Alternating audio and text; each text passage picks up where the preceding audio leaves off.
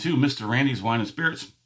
I am Mr. Randy, and we're here again today for another full review of a Bacardi rum. If you're new to the channel, hello and welcome. Come on in, get comfortable, enjoy the show. For all my returning viewers, always good to see you. You know how we do. Come on in, let's get on with it. So this is the Bacardi Gold. Okay, this is a 40% alcohol by volume, which is relatively standard for the rums. This was also made in Puerto Rico, and this is also a 375 milliliter bottle.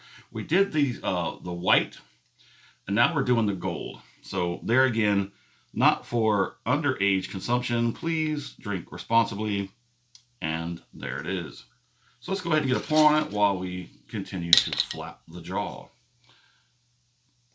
Don't make a mess like I did last time. There you go.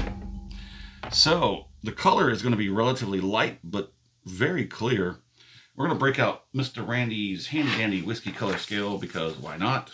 It's a part of the review. Off the camera, I'm going to put it in at roughly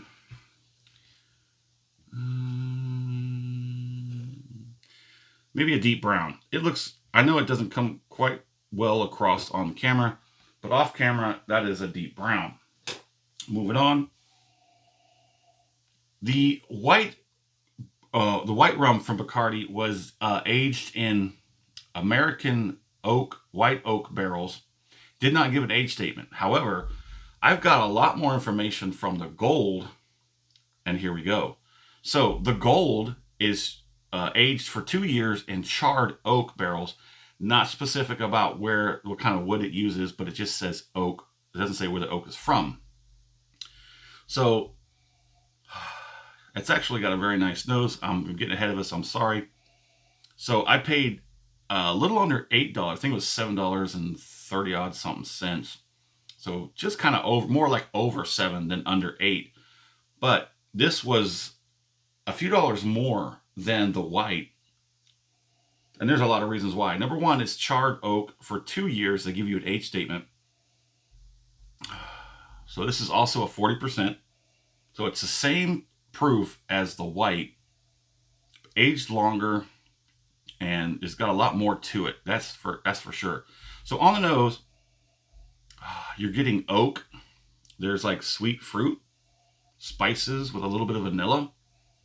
It's almost like a bourbon-esque kind of rum. Yeah, a lot of that nose is giving me bourbon feelings. But it's a little bit brighter. It's a little bit crispier than an average bourbon. Bourbons are usually a little deeper, a little more mellow. This one seems like on the other opposite spectrum where it's a little bit crisper, a little bit brighter, but you get oak. You get that sweetness, that vanilla and the spices. So let's go ahead and get it. Well, hold on. Let me show you what 2 years in charred oak barrels can do.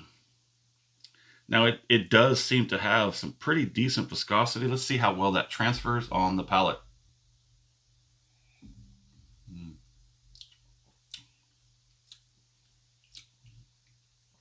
The palate is a bit underwhelming. On the back end of the palate, there is some light sweetness from like some sweet fruit and a little bit of vanilla. And as that dissipates, you do have some hints of spices and the oak. The palate is a little bit underwhelming. Let's go ahead and try that again.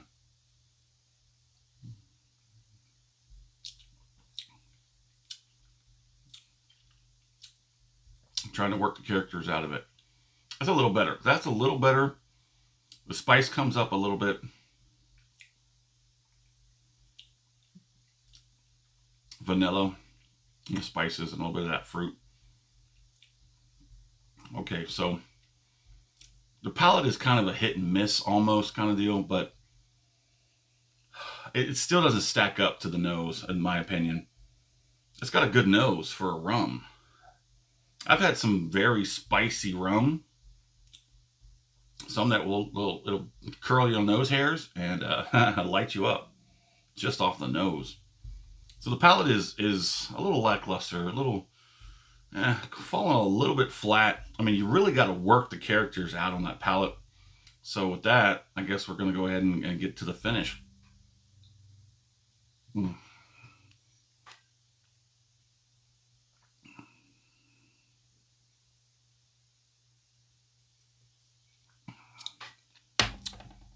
Okay. Initial finish, you're getting more intensity of the palate. I'm getting gums, top of the tongue. It's all sort of migrating towards the back. It's a much better finish. I'm probably going to say that's probably going to be where it's at with this one. Is it's going to be on the finish.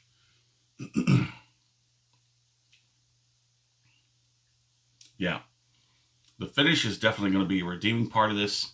However, the caveat to this is that most people are not sipping rum neat. They're actually mixing it with soda or they're making cocktails with it. If you want your liquor and your cocktails and your mixes to stand out, you're going to want to use something with a little bit more of the flavor character profile, such as the gold. You want to skip the white because it's pretty much bland and flat out, just a touch above vodka, in my opinion. The gold is going to bring you a little bit more character and a flavor. It's going to come through whatever mixing that you're mixing it with, whatever cocktail that you're having, depending on the cocktail, quite honestly.